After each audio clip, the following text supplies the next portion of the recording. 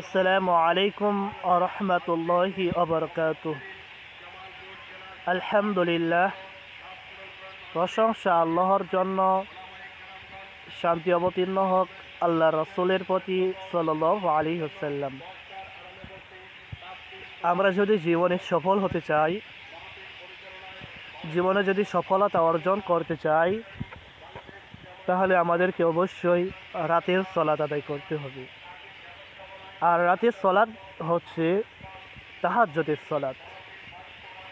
আল্লাহ তাআলা বলেন, ওমিনাল লাইলি ফাতাহাজ্জাত বিহি নাফিলাতাল লাক। আর আপনি রাতের একাংশে তাহাজ্জুদ আদায় করুন।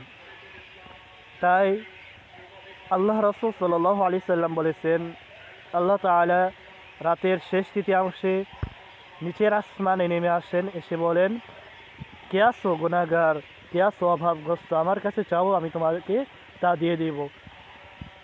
আল্লাহ রাব্বুল আলামিন এটা বলতে থাকেন।